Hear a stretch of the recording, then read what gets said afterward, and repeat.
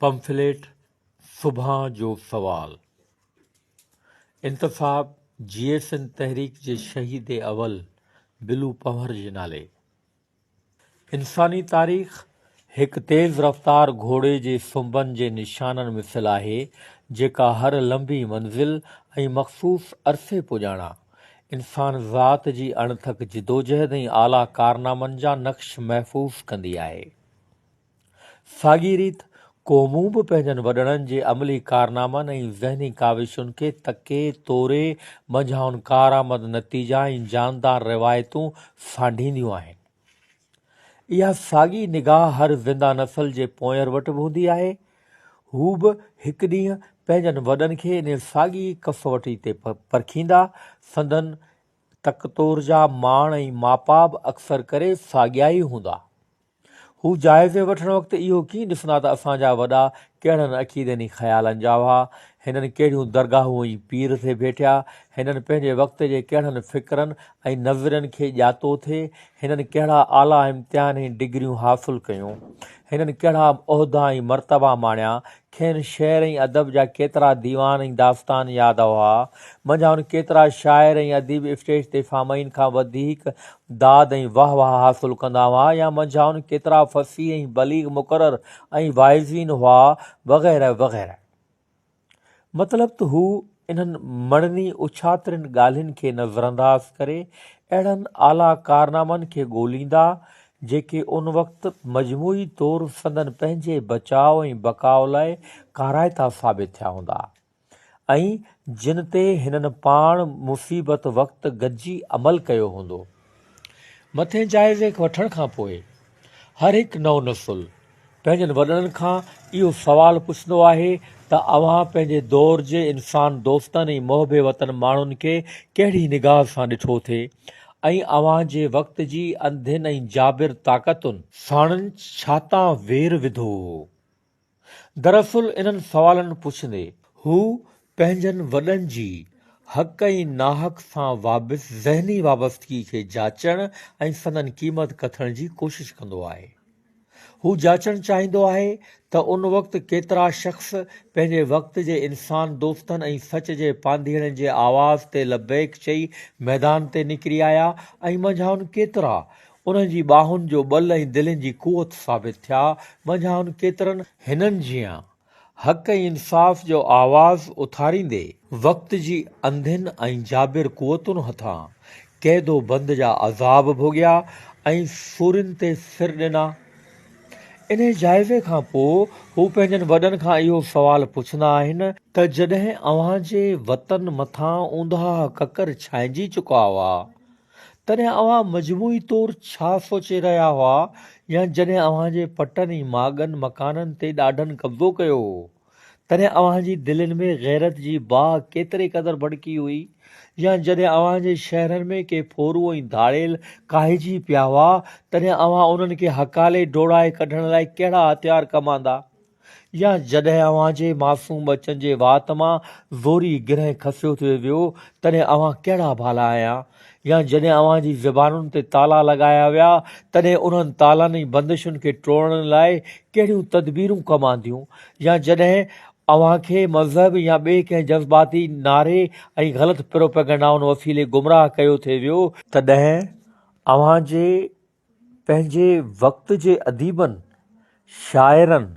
आलिमनि ऐं दानिश्वरनि पंहिंजी अणॼाण ऐं वेसा विसूड़ल क़ौम खे गुमराही खां बचाइण लाइ पाण ते कहिड़ियूं जवाबदारियूं महसूस कयूं, या जॾहिं ॾाढनि अव्हां जी ज़मीन ते फुरलुट या अॾा क़ाइमु कया तॾहिं अव्हां मां हर हिकु उन्हनि अॾनि खे नास करण लाइ कहिड़ियूं हिरफतूं ऐं अटकलूं कमांदियूं। क़ौमूं पंहिंजे वॾनि जे अहिड़े जाइज़े वठण खां पोइ ख़ुदि वॾनि जी उन वक़्त जे इतिहाद ऐं ॿधी खे बि वॾी सम्झदारी ऐं ईमानदारी सां सम्झण जी कोशिश कंदियूं आहिनि। हू अहिड़े जाइज़े वठण वक़्तु कंहिं बि फ़र्द जे इल्मी अदबी सलाहियतुनि, ख़ानदानी मर्तबे या ॿी कंहिं बि ज़ाती बुज़ुर्गी जी का बि रिवायत ऐं का बि परवाह न कंदियूं आहिनि। हू जाइज़े वठण वक़्तु हर हिकु मौक़े परस्त, हर हिकु ख़ुदि गर्ज़, हर हिकु मकार, हर हिकु चालबाज़ ऐं चालाक खे कन खां झले ज़ाहिर करे बीहारींदियूं आहिनि। हू ॾिसंदियूं आहिनि त जॾहिं सॼी क़ौम मुसीबत वक़्तु गॾिजी पंहिंजा ॾुख सूर ऐं दिलनि जा दर्द वंडे सही इलाज करणु चाहियो थिए, तॾहिं उन वक़्तु मंझाउनि कंहिं शख़्स या गिरोह शैतान जे आंडे जहिड़ियुनि लंबियुनि चौड़ियुनि तकरीरुनि ऐं गुमराही फैलाईंदड़ फ़िकिर ऐं फ़लसफ़े जा मोटा मोटा लफ़्ज़ ऐं इस्तलाह कमाणे सॼी क़ौम जी नस नस में बेअमली ऐं निफ़ाक़ जो ज़हर त कीअं थिए भरियो। या उन वक़्तु मंझाउनि को नाउनमल जे रूप में पंहिंजनि जो वेरी बणिजी दुश्मन जे हथनि में खेॾंदे पंहिंजनि जा पेर त कीअं वढे रहियो हो। या उन वक़्तु क़ौमी सिफ़ में को अहिड़ो बेज़मीर ऐं चठ लकींदड़ त शामिलु कीअं थी वियो हो जेको फ़क़ति पंहिंजे बिभ भरण ख़ातिर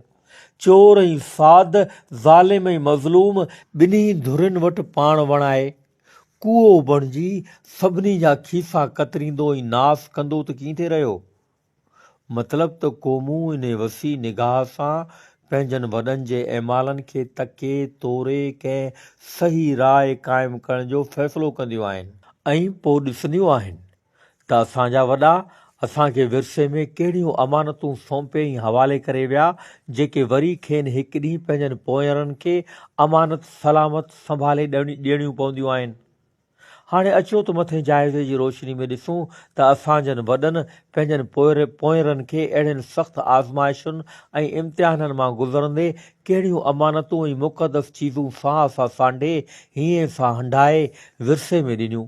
ऐं उन्हनि अमानतुनि खे हथों हथ सौंपींदे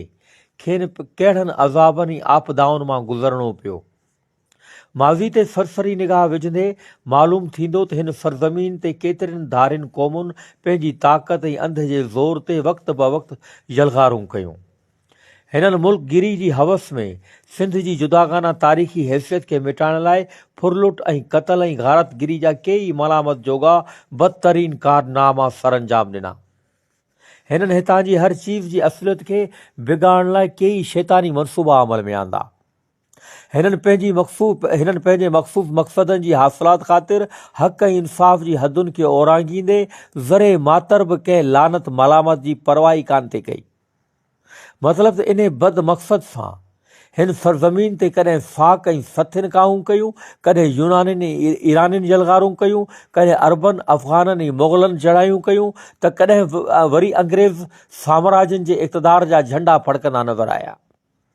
बहरहाल एतिरनि उरह ज़ोराइनि हमलनि ऐं दहशत गर्दियुनि खां पोइ बि असांजनि वॾनि विरसे में मिलियल अमानतुनि मां ज़रो बि ज़ाया थियणु कीअं थिए ॾिनो। जेकॾहिं हिकु वक़्तु सिंध जो को हिसो या सारी सरज़मीन धारियुनि जे कब्ज़े में अची थिए वई त हू रज़ा ते राज़ी रही ख़ामोश तमाशाई कीअं थिए बणिया। पर संदनि दिलनि में वतनी गैरत ऐं मोहबत जे अथाह जज़्बनि वधी वीझी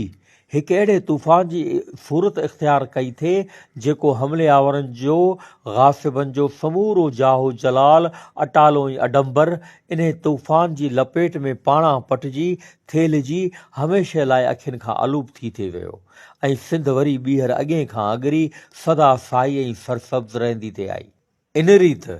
हिन सरज़मीन जो को बि अहिड़ो दौरु ॾिसण में कीअं ईंदो जॾहिं सिंध जी क़िस्मतुनि सां का हथ चुरांद थी हुजे ऐं असांजनि वॾनि आज़ादी जे मुक़दस देवता अॻियां पंहिंजे रत ऐं खून जे नज़राने ॾियण में का वसां कोताही कई हुजे।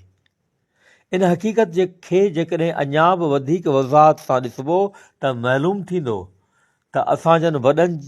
असांजनि वॾनि मां कंहिं वक़्तु दोदे सूमरे अलाउद्दीन खलजी सां लड़ंदे पंहिंजो पाण कुर्बान कयो, कॾहिं मखदूम बिलावल ज़ालिमनि सां मुक़ाबिलो कंदे पंहिंजो पाण घाणे में पीरड़ाए छॾियो, कॾहिं सूफ़ी शाह इनायत मुग़लनि जे नवाब एज़म ख़ान हथां शहादत जो प्यालो पीतो, कॾहिं होश मोहम्मद कमरानी सिंध जी आज़ादी लाइ अंग्रेज़नि जी खूनख्वार तलवारुनि जो बख थियो, कॾहिं हेमू 18 सालनि जो नौजवान फांसी जे ॻाराहे खे चुमी ॾेई पंहिंजो पाण अमर करे वियो, कॾहिं अलाबख्श सूमरो अंग्रेज़नि जे इशारे ते देसी गदारनि हथां गोलियुनि जो निशानो बणियो। कॾहिं शहीद माई बख़्तावर अंग्रेज़नि जे ज़ालिमाणे निज़ाम सां बग़ावत कंदे ऐं पंहिंजो हक़ तलबींदे जाम शहादत पी पोयनि जे लाइ इबरत ऐं गैरत जो लाज़वाल सबक़ छॾियो। हीअ आहे असांजे माज़ी जी शानदार तारीख़, जंहिंखे असीं दुनिया जी कंहिं बि फुजाग ऐं ग़यूर क़ौम जी तारीख़ सां वॾे फ़ख़ुर सां भेटे सघूं था। हाणे अचो त पंहिंजो पाण खां पुछूं त वॾनि जे विरसे मां छा बचायो अथऊं ऐं सुभाणे पंहिंजनि पोयरनि खे छा ॾेई वेंदासूं। अचो त पहिरियां ई सिंध जी सरज़मीन खे ॾिसूं त उहा अॻी वांगुरु आज़ादु ख़ुदमुख़्तियार ऐं पंहिंजनि पेरनि ते आहे या मुर्गो पंहिंजी अॻूणी हैसियत ऐं क़दीम नाले निशान खां ई महरूम आहे। उनखां पोइ सिंधी ज़ुबान, तइलीम ऐं सक़ाफ़त खे वठो, जेके ज़माननि खां वधी विझी पंहिंजे उरूज ऐं अज़मत ते पहुची हाणे अॻिते तरक़ी ऐं वाधारे जी रोशन राहुनि खां महरूम थींदियूं वञनि। उन बैदि सिंध जे ॿियनि मसइलनि यानी ज़मीनुनि, नौकरियुनि, वापार ऐं ॿियनि चीज़ुनि ॾांहुं निहारियो ऐं पाण खां पुछियो त उन्हनि ते अव्हांजो पूरी तरह को हक़ या इख़्तियार बि आहे या उहे ॿियनि जे हथ वस आहिनि। छा ईअं त न आहे त अॼु असां वटि वॾनि जे विरसे ऐं अमानतुनि मां बाक़ी कारी वारा कख वञी बचिया आहिनि? असांखे अॼु इहो ई चवणो पवंदो त पंहिंजनि वॾनि जो विरसो ऐं मेड़ी चूंडी घणे भाङे विञाए चुका आहियूं। असां वटि अॼु अहिड़ी का चीज़ ख़ातिरी जोगी न रही आहे जेका अॼु जे नए नसुल ऐं सुभाणे माइरुनि जी कुखियुनि मां सरजी ॿाहिरि अचण वारनि मासूमनि जे हवाले करे वञूं। अॼु असीं हथे ख़ाली आहियूं ऐं पंहिंजनि पोयरनि जी निगाहुनि में ॾोहारी साबित थी चुका आहियूं। सुभाणे असांजो पोयर जॾहिं ॿियनि क़ौमुनि जी नसलुनि खे ख़ुशहाली, इज़त ऐं आज़ादी जी नेमतुनि सां मालामाल ॾिसंदो तॾहिं हू असांखे हथ खणी पिटींदो, बल्कि गुमान आहे त हू किथे जोश में अची वॾनि जी क़बरुनि खे खोटे हॾनि खे बाहियूं न ॾेई छॾे। अचो त गॾिजी वाइदो करियूं त पाण खे सुभाणे जी बाज़ पुरस ऐं मलामत खां बचाइण लाइ हिमत ऐं हौसले खां कमु वठी पंहिंजनि हक़नि हासिलु करण लाइ ज़िंदगी जे हर मैदान ते लड़ंदासूं। GA सिंध पब्लिकेशन तरफ़ां 23 मार्च 1969 ते पंफलेट जी सूरत में शाया कयो वियो।